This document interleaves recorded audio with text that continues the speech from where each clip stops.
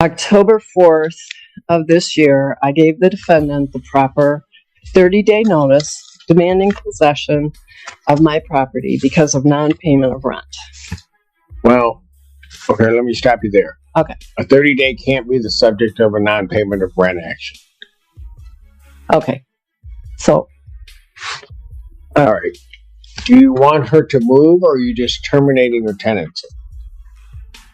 I mean, are you terminating your tenancy and want her to move, or do you want her to pay you? I want her to move, and I want to also have a money judgment. So I can do that? Yes, you can do that. Okay, that's what I want. Okay. Go ahead. Yeah, and I'm seeking a money judgment from the court for all back she owes me as of December 1st, 2023, which is $11,995 plus court costs $215 and service fee of $68. So how much is your so the total money judgment requested from the court is $12,278. All right, Ms. Gerler, what do you have to say to that? Your Honor, when I first moved in, it was to be a temporary arrangement. I had another place lined up that did not end up being represented appropriately. It was to be vacated and renovated. Didn't happen. I have attempted along the way to give Ms. Peel, the plaintiff, money.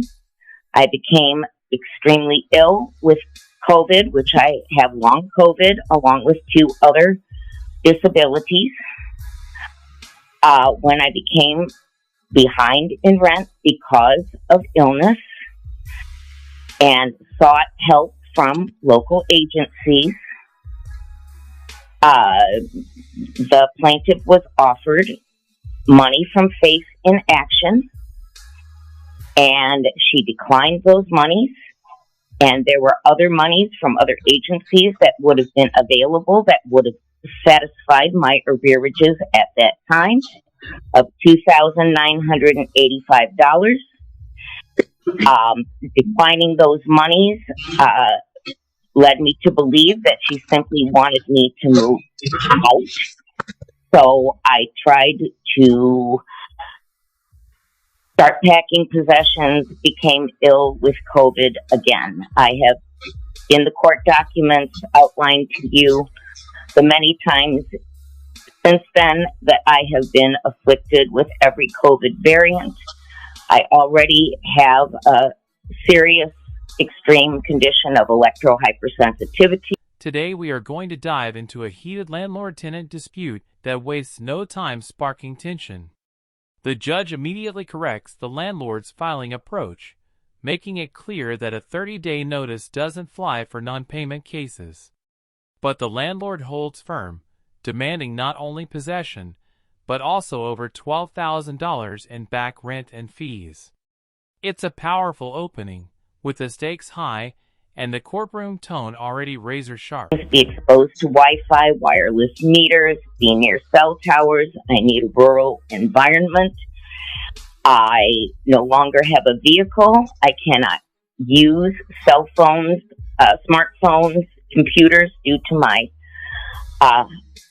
electrohypersensitivity, and I thank the court for granting this Zoom appointment at the last minute, since I was not supplied the forms necessary in the personal and mailing service I received, and was actually waiting because in our December 1st hearing with Judge Barr, he informed the plaintiff that she had filed incorrect paperwork and needed to refile.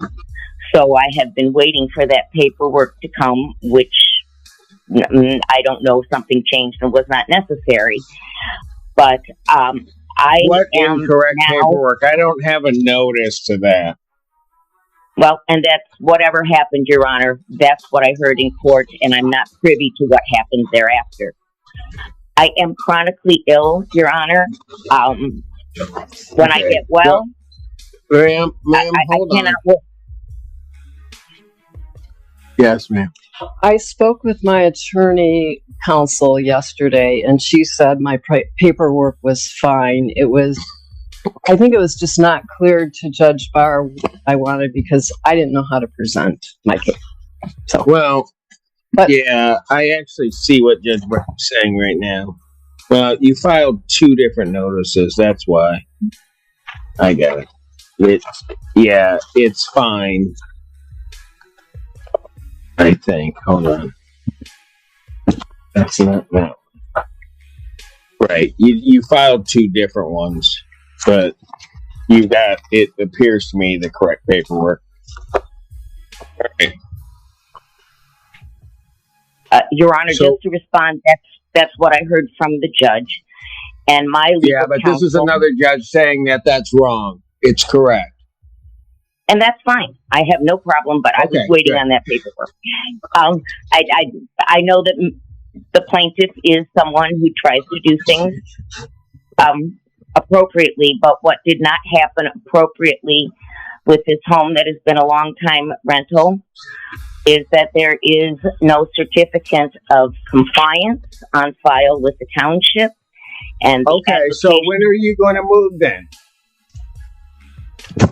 Your Honor, I have had to deal with all the demands of the court, so I cannot explore that yet because I was required to apply for SER with the DHS, which was declined. I have contacted every agency available to me thus far. Ma'am, do you understand she doesn't want you to pay rent and stay? She wants you to leave.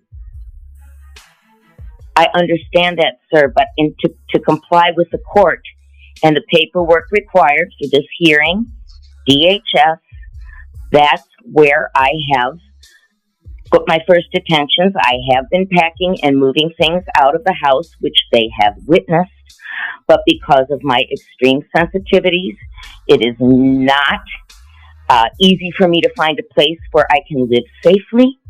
I have just recovered from my last bout with COVID, which has severely impacted me. The judge presses the landlord for numbers, and the demand becomes crystal clear. $12,278 in total. That figure hangs heavy as the tenant begins her defense. She claims the rental was meant to be temporary and that she fell behind due to illness and disability. Suddenly, the story shifts from dollars and deadlines to human struggles, setting up an emotional clash between financial obligation and personal